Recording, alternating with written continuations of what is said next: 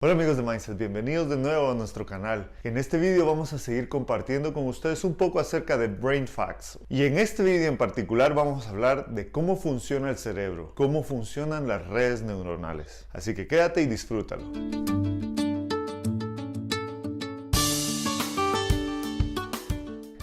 En la historia de la ciencia, una de las primeras personas que describió alguna relación entre la cabeza y nuestras funciones de personalidad, emoción o funciones mentales fue el anatomista y fisiólogo alemán Franz Joseph Gall. En aquella época, más o menos en los años 1800, Franz Joseph Gall propuso de que nosotros podíamos conocer cómo era nuestra personalidad si estudiábamos la fisionomía de la cabeza, es decir, si hay algunos bultos en la cabeza o cómo es la forma de la cabeza, etc. Y propuso que estudiando esto podíamos nosotros conocer cómo era nuestra personalidad, nuestra mente, etc. Claro, esto no es tan así. Obviamente tú no puedes decir cómo es una persona solamente en relación a cómo es la forma de su cabeza. Pero no estaba muy lejos de la realidad. A través de esto pues empezamos a pensar que claro, que el cerebro o lo que está dentro de la cabeza tiene algo que ver con nuestra mente, con nuestra personalidad, nuestras emociones, etc. Después de esto, una serie de científicos empezaron a estudiar realmente cómo el cerebro estaba asociado a distintas funciones mentales. Y en este sentido podemos ver la contribución que hicieron, por ejemplo, Paul Broca o Carl Wernicke, que fueron médicos que estaban interesados en estudiar qué pasaba en el cerebro de las personas que tenían afasia, o sea, un problema en el lenguaje. Por ejemplo, Paul Broca describió lo que es el área de Broca, y esta área está asociada a lo que es la producción del lenguaje, es decir, cómo nosotros preparamos los vocablos, los sonidos y movemos la boca para producir los sonidos que generan el lenguaje. Por otro lado, Wernicke describió lo que es el área de Wernicke, que es el área de comprensión del lenguaje. Este es un área en donde se procesa todo lo semántico, el significado del lenguaje, etc. También en este grupo de científicos que estaban buscando cuál era la relación entre el cerebro y la conducta, podemos mencionar el gran aporte que hizo, creo que uno de los padres de la neurociencia, que fue Santiago Ramón y Cajal. Todo el estudio de las neuronas que hizo lo plasmó en su trabajo en la estructura del sistema nervioso, lo cual le llevó a ganarse el Premio Nobel de Medicina en el año 1906. Y gracias a este trabajo se dieron pasos muy agigantados para estudiar realmente y entender realmente cuál es la base del cerebro. Gracias a este y otros estudios, los científicos empezaron a ver cómo las áreas del cerebro estaban relacionadas con distintos procesos cerebrales o procesos mentales. Y otro de los grandes aportes que se dio a este movimiento vino de un médico alemán que se llamaba Corbinian Brodmann. El trabajo de este médico alemán se basó en la citoarquitectura de las distintas áreas cerebrales, es decir, cómo distintas áreas cerebrales, las células, es decir, las neuronas, tienen diferente aspecto, y esto pues pensamos que está asociado a las distintas funciones que cumplen las distintas áreas. A través de estudiar estas diferencias en las neuronas, en las áreas cerebrales, él logró describir 52 áreas distintas cerebrales, las cuales pues poco a poco hemos ido estudiando y se han ido mapeando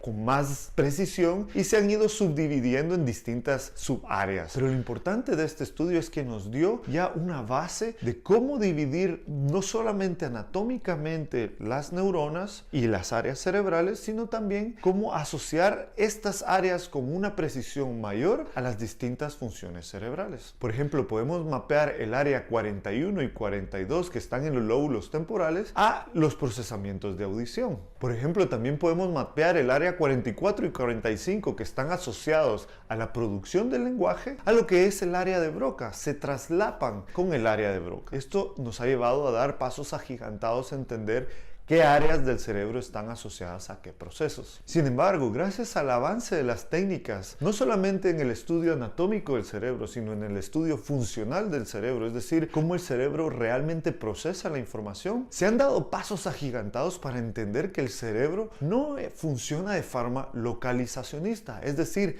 a entender que el cerebro no funciona como con cajas, que hay una caja para escuchar, que hay una caja para inteligencia, que hay una caja para atención, que hay una caja para memoria, que hay una caja para emoción. Más que nada funciona como que fueran redes, es decir, funcionan al unísono o en conexión para procesar distinta información. Por eso hemos visto que hay redes neuronales que están asociadas, por ejemplo, al procesamiento de la atención, en donde se unen áreas del lóbulo parietal y lóbulo frontal. También vemos que hay redes neuronales asociadas a lo que es el procesamiento de caras y de objetos. Por ejemplo, también se han descrito redes neuronales asociadas al habla, en donde se ve una conexión y un trabajo funcional entre el área de Wernicke y el área de Broca, por ejemplo. Así que los últimos estudios han dado cuenta de que el cerebro funciona en relación a redes que se van generando para especializarse en procesos distintos, pero que no cortan su conexión con otras áreas,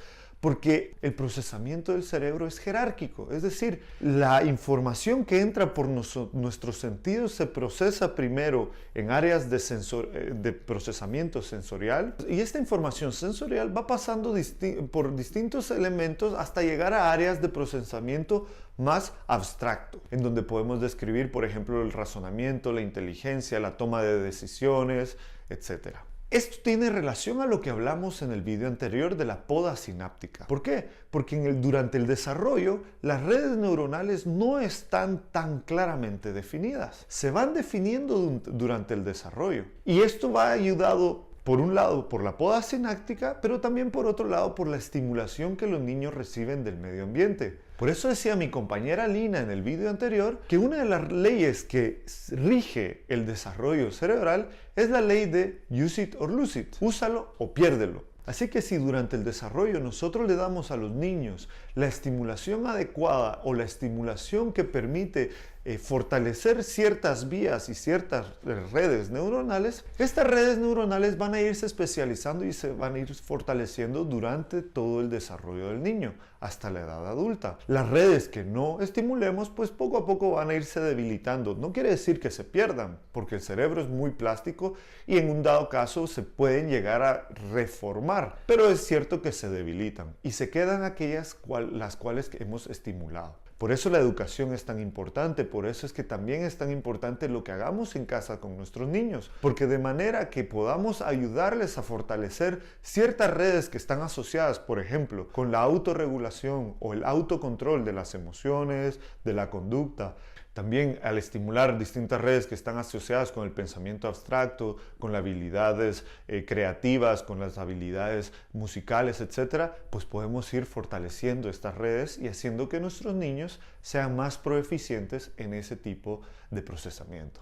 Así que entendiendo el cerebro y entendiendo cómo se desarrolla, vamos a poder entender cómo poder ayudar a que nuestros niños se desarrollen de una forma más saludable y puedan desarrollar las habilidades que necesitan para un mejor futuro. Con esta información te dejo, esperando que cualquier duda que tengas nos las puedas poner en los comentarios. También si quieres algún tema específico, déjanoslo en los comentarios que muy seguramente lo tocaremos.